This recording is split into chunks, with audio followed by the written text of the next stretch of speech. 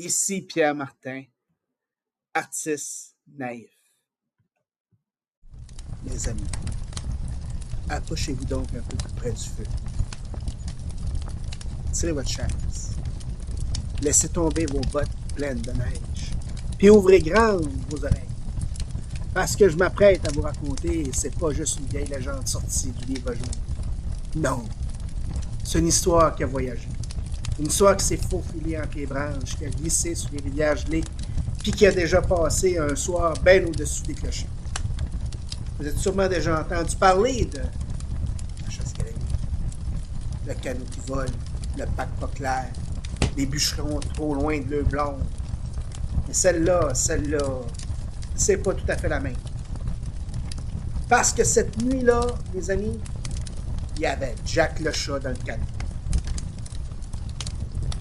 Le camp était planté, en plein bois, loin de tout.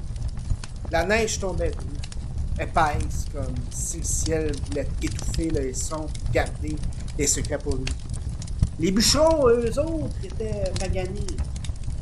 Des grosses mains fendillées, les épaules lourdes, puis le cœur qui tirait vers le sud, vers la maison, vers les femmes, vers la musique, puis les rires du jour de l'an. Il y en avait un qui dit « Maudite vie, on est pogné ici pendant que l'on danse. » Puis c'est là qu'il est arrivé. Un gars qu'on n'avait jamais vu. Pas bien grand. Pas bien gros. Avec un regard qui te passait à travers comme un vent de nordais. Il parle doucement.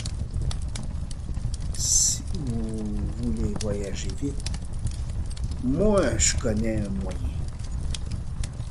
Un silence s'est installé. Même le feu a arrêté de crépiter. Jack le chat, lui, était assis sur une bûche, la queue enroulée comme un point d'interrogation. Ses yeux brillaient. Il savait quand une histoire commence comme ça finit jamais banal.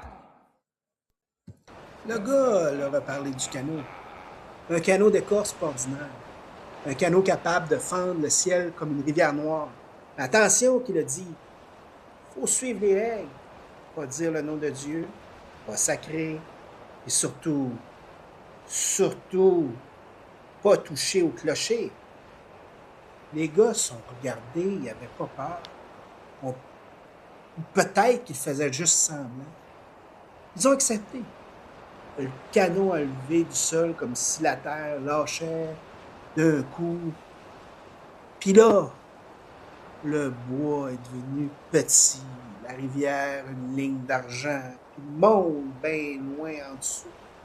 Jack a sauté dans le canot tranquille, comme s'il avait toujours su qu'il serait là. Ah, mes amis, quel voyage! Il passait au-dessus des forêts, au-dessus des villages endormis, au-dessus des maisons où la lumière tremblait encore.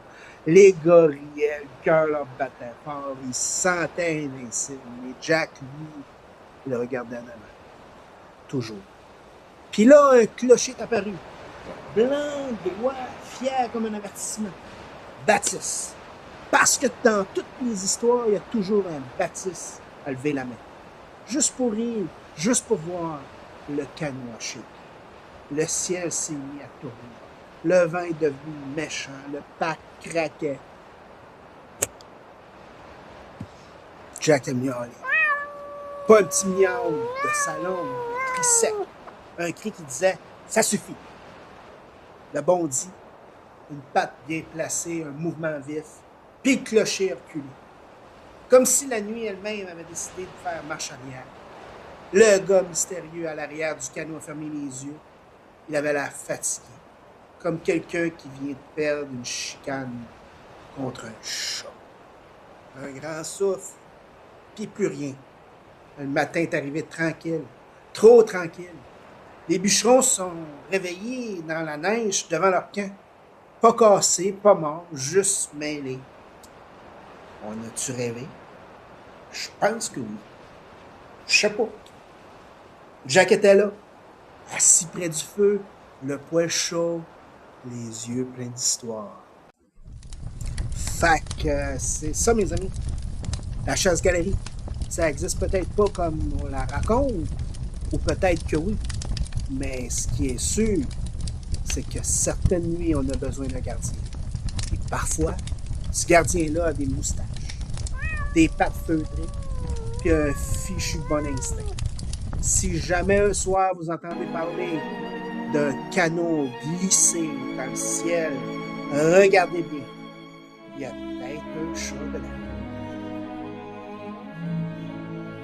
Abonnez-vous dès maintenant à l'une de mes plateformes, Pierre-Martin Faucard, à YouTube, Spotify, Apple, Amazon et tout diffuseur de podcasts.